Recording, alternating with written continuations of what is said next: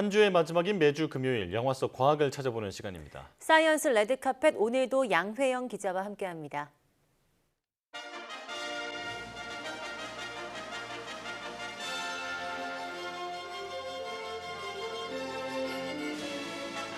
사이언스 레드카펫 양우영입니다. 오늘 만나볼 작품은 영화 1947 보스턴입니다. 이 추석 연휴에 개봉하는 빅3 영화 중 하나인데요. 일찍이 개봉일을 확정 짓고 가장 먼저 언론에 영화를 공개하는 등 이 추석 연휴 전 세대를 아우르는 가족 영화로 홍보를 이어가고 있습니다. 키워드와 함께 자세히 살펴보겠습니다. 첫 번째 키워드는 첫 국가대표입니다. 영화 1947 보스턴은 광복 이후 태극기를 달고 우승한 첫 국제 스포츠 대회를 배경으로 한 영화인데요. 이 첫 국가대표라는 실화의 힘, 그리고 또 마라톤이라는 스포츠의 힘이 담긴 영화입니다. 해방은 됐지만 미군정의 통치를 받던 1947년 대한민국. 한국을 전 세계에 알리기 위해 1948년 이 런던 올림픽에 나가야 하지만 국제대회 참가 기록이 없어 이마저도 불가능한 상황입니다. 형은 무슨 일본 사람 이름으로 기록이 남은 거죠. 세계 신기록을 보유하고 있는 손기정은 영광을 되찾기 위해 1947년 보스턴 국제마라톤 대회에 나갈 국가대표팀의 감독직을 수락하게 됩니다. 우리 같이 보스턴 가세.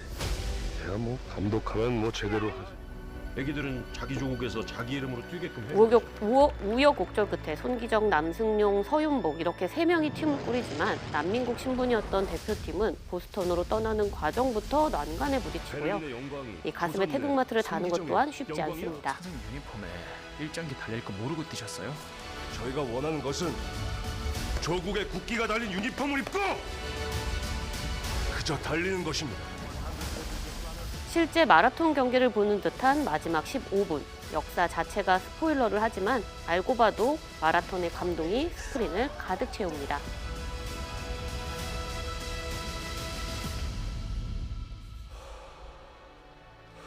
선생님, 저 뛰고 싶어요. 네, 여름 빅4 영화에 이어 이번에는 추석 3파전입니다. 연휴 시작인 27일에 동시에 3편의 한국 영화가 개봉을 하는데요. 1947 보스턴과 함께 강동원 주연의 천박사 퇴마연구소, 또 송강호 주연의 거미집이 주인공입니다. 긴 추석 연휴, 극장을 찾는 사람이 많을 테니까 이 시기에 영화를 개봉하고 싶은 건 누구나 마찬가지일 겁니다. 하지만 이 천만 영화의 성지였던 지난 여름에 개봉한 올해 빅4 영화 성적표는 반대로 처참했습니다.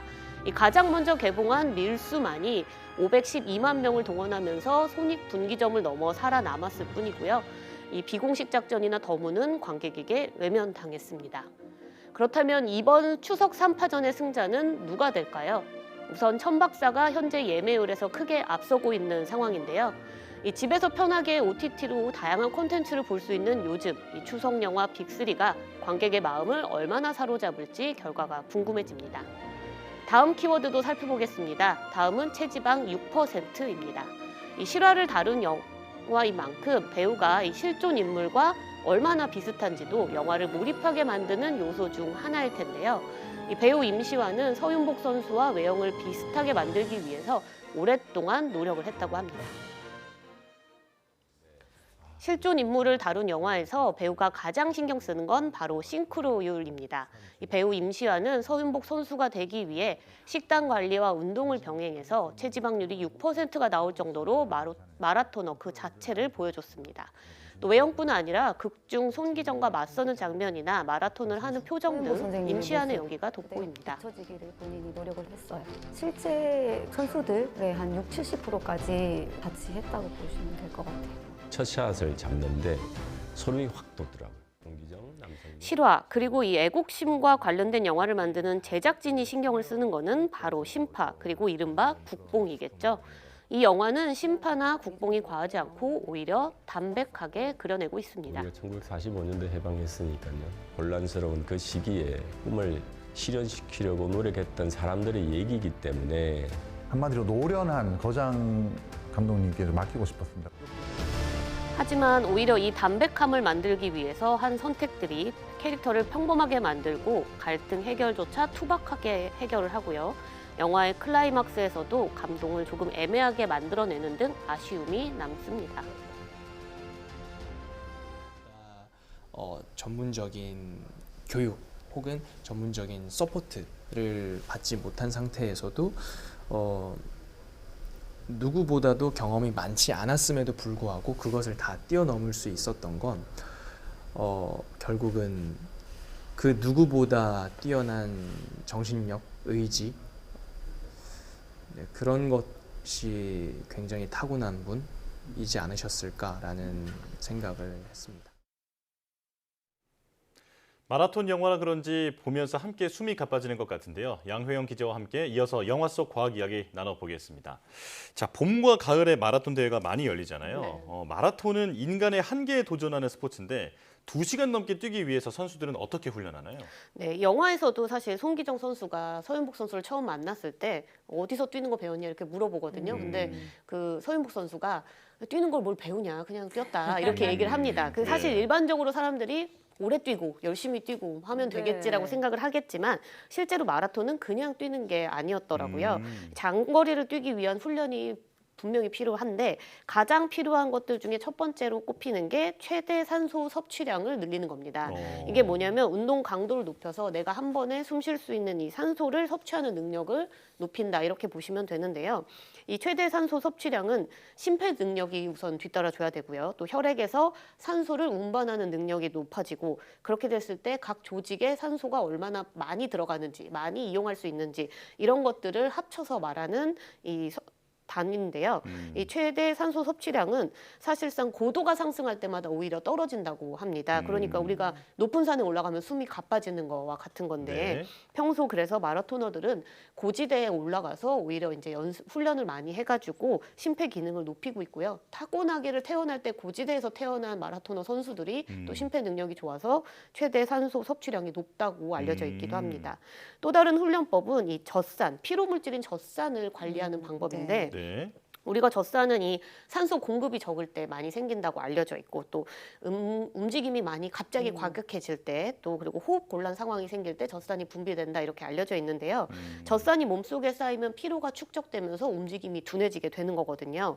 그리고 또 이 젖산을 빨리 없애기 위해서는 간으로 빨리 이 젖산을 보내서 네. 간에서 이제 해독을 할 수 있게 만들어야 되는데 이때 모세혈관을 많이 늘려놓으면 전달이 빨라지기 때문에 또 젖산을 해독 분해하는데 굉장히 크다고 합니다. 그래서 이 마라토너들은 이 젖산을 축적하는 시간을 늦추게 하거나 또 간으로 빨리 전달할 수 있도록 모세혈관을 확장할 수 있는 훈련을 하면서 마라톤 기록 단축에 굉장히 몸을 맞춰서 훈련을 한다고 합니다. 네, 그런데 달리기도 종류가 많은데요. 또 마라토너랑 단거리 달리기 선수는 뭐 방법이 다르겠죠? 네, 그렇습니다. 이 마라톤의 경기력을 좌우하는 세 가지 요소가 있는데 앞서 설명했던 최대 산소 섭취량 그리고 젖산 역치, 그러니까 젖산을 어떻게 해소하는지가 있고 나머지 하나가 바로 경제적 달리기입니다.